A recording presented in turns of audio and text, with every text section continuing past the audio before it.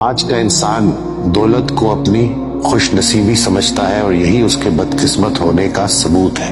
اس دن میں ایک پوسٹ میں نے پڑھی حضرت واصف علی واصف رحمۃ اللہ علیہ کی، تو اس کا وہ مفہوم تھا کہ اللہ تعالیٰ کی نعمتوں میں سے سب سے بڑی نعمت حسن خیال ہے، کیونکہ جس کا جو خیال ہے اس کا وہی حال ہے۔ ماں باپ سے آپ راضی نہیں، شوہر سے آپ راضی نہیں، بھائی بہن سے آپ راضی نہیں، خود سے بھی راضی نہیں، تو اللہ سے کیسے راضی ہو سکتے ہیں؟ جو اپنے دیے گئے ماحول پر اللہ کی رضا کے لیے راضی ہو جائے، اللہ اس پر راضی ہو جاتا ہے۔ محبت پیدا کرتی ہے، آپ کے ہاں بغاوت پیدا ہو رہی ہے، یعنی کہ اپنی محبت کے انداز پہ نظر ڈالیں، بغاوت کر نہیں۔ معافیاں منگوانا بند کریں، معافی دینا شروع کریں۔ خوشیاں مانگنا بند کریں، خوشیاں دینا۔ آج کا انسان دولت کو اپنی خوش نصیبی سمجھتا ہے اور یہی اس کے بدقسمت ہونے کا ثبوت ہے۔ اس دن میں ایک پوسٹ میں نے پڑھی حضرت واصف علی واصف رحمۃ اللہ علیہ کی، تو اس کا وہ مفہوم تھا کہ اللہ تعالیٰ کی نعمتوں میں سے سب سے بڑی نعمت حسن خیال ہے، کیونکہ جس کا جو خیال ہے اس کا وہی حال ہے۔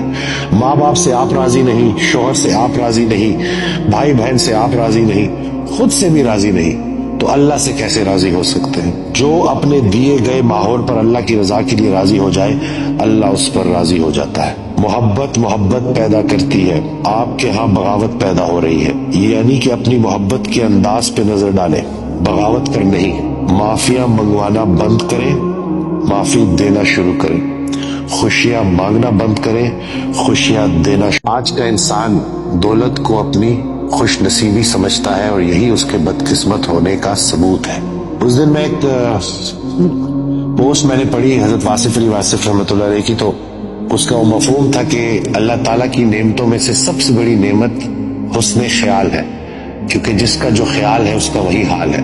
ماں باپ سے آپ راضی نہیں، شوہر سے آپ راضی نہیں، بھائی بہن سے آپ راضی نہیں، خود سے بھی راضی نہیں، تو اللہ سے کیسے راضی ہو سکتے ہیں؟ جو اپنے دیے گئے ماحول پر اللہ کی رضا کے لیے راضی ہو جائے، اللہ اس پر راضی ہو جاتا ہے۔ محبت پیدا کرتی ہے، آپ کے ہاں بغاوت پیدا ہو رہی ہے، یعنی کہ اپنی محبت کے انداز پہ نظر ڈالیں، بغاوت کر نہیں۔ معافیاں منگوانا بند کریں، معافی دینا شروع کریں۔ خوشیاں مانگنا بند کریں، خوشیاں دینا۔ آج کا انسان دولت کو اپنی خوش نصیبی سمجھتا ہے اور یہی اس کے بدقسمت ہونے کا ثبوت ہے۔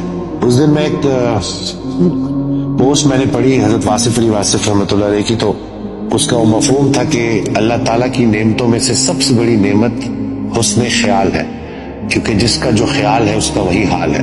ماں باپ سے آپ راضی نہیں، شوہر سے آپ راضی نہیں، بھائی بہن سے آپ راضی نہیں، خود سے بھی راضی نہیں، تو اللہ سے کیسے راضی ہو سکتے ہیں؟ جو اپنے دیے گئے ماحول پر اللہ کی رضا کے لیے راضی ہو جائے، اللہ اس پر راضی ہو جاتا ہے۔ محبت پیدا کرتی ہے، آپ کے ہاں بغاوت پیدا ہو رہی ہے، یعنی کہ اپنی محبت کے انداز پہ نظر ڈالیں، بغاوت کر نہیں۔ معافیاں منگوانا بند کریں، معافی دینا شروع کریں۔